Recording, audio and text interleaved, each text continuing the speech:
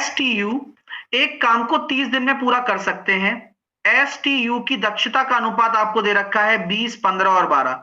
ये इसकी क्या है, एक कैपेसिटी है, दक्षता है 20, 15 और 12। STU की आपकी क्या दे रखी है, दक्षता। तीनों मिलकर 30 दिन में करते हैं तो तीनों की एफिशिएंसी का सम निकालूंगा तो कितना निकल कर आ रहा है, 27 और 20 47 into 30, that is total work. सो टोटल वर्क हो गया। और यू अकेले कितने दिन में करेगा, तो 12 का भाग दे दो।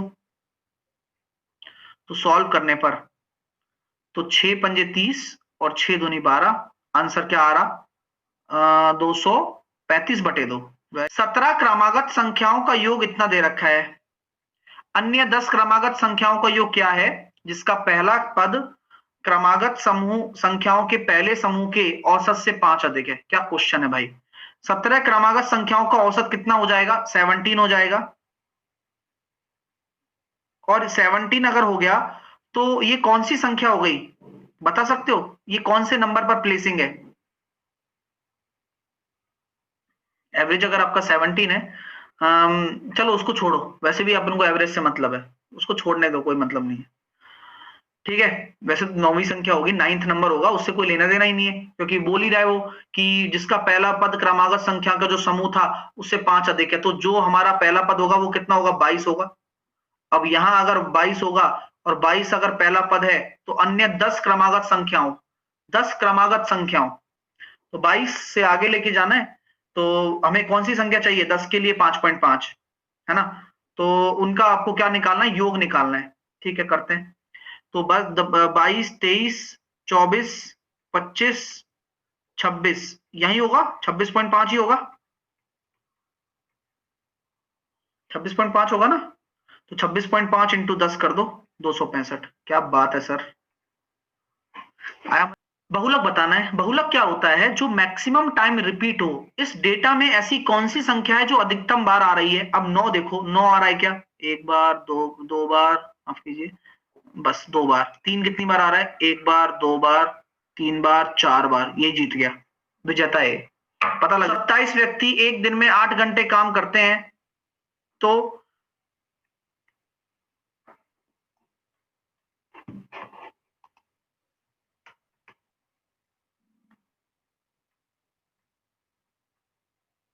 27 व्यक्ति एक दिन में अगर 8 घंटे काम करते हैं, 27 व्यक्ति हैं एक दिन में 8 घंटे काम करते हैं, तो 12 दिनों में एक कार्य पूरा कर लेते हैं।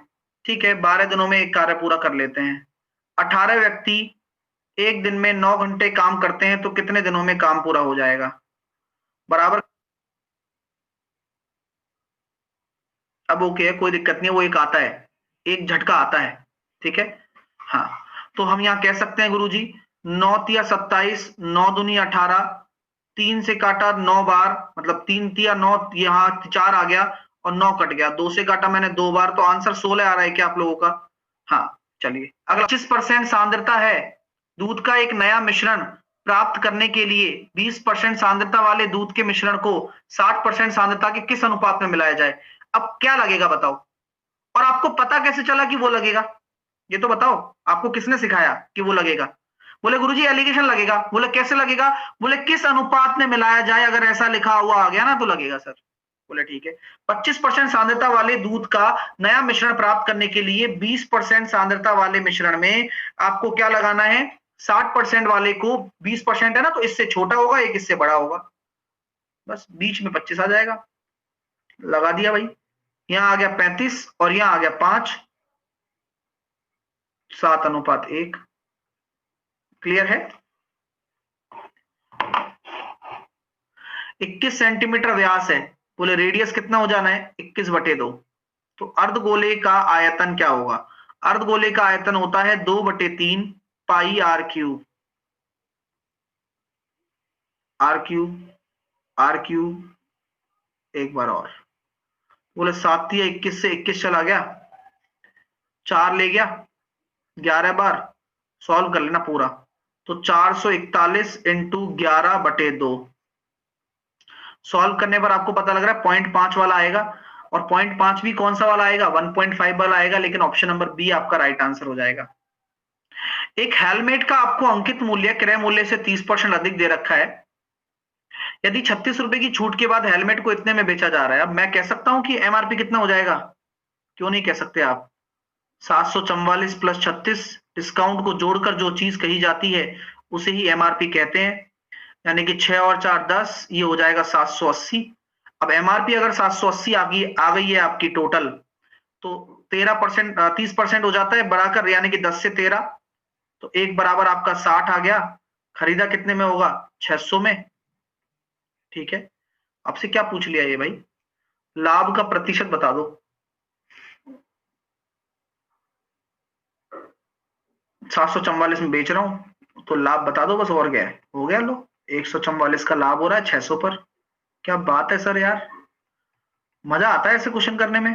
पेपर में यही क्वेश्चन आने वाले हैं, तैयार हो आप? अच्छा क्वेश्चन है। 20% का क्या हो जाएगा भाई? 5 से 4 हो जाएगा।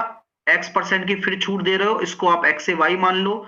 लाइन ऑफ कंक्लूजन के नीचे 24% की छूट, यानी कि 100 से आपका 24% आप डिस्काउंट दोगे 76। तो 5 से काट दो 20 बार, 4 से काट दो 19 बार, तो 1 का डिस्काउंट जा रहा है 20 के रेस्पेक्ट में, इंटू 100 5% उड़ा दिया भाई। किस वर्ष में हुई मृत्यु की संख्या पिछले वर्ष हुई मृत्यु की संख्या की तुलना में अधिकतम थी? तो कौन से वर्ष नंबर ऑफ डेथ पिछले वर्ष की तुलना में अधिकतम थी?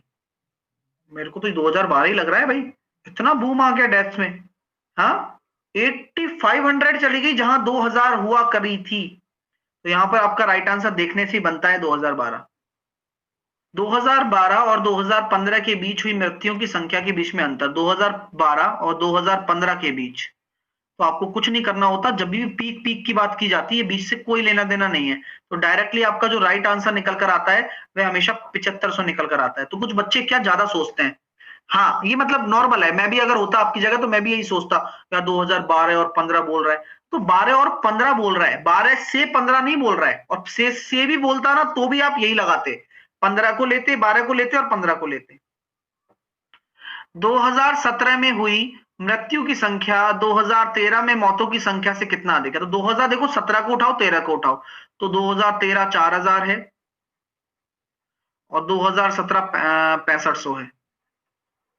कितना ज्यादा है? बोले 2500 ज्यादा है। 25 ज्यादा है, 40 के रेस्पेक्ट में गुणा 100, तो 55 25 पर 8 40, 12 पंजे 60, 62.5। खेल खिलाड़ियों का है भाई साहब, आप खिलाड़ी हैं।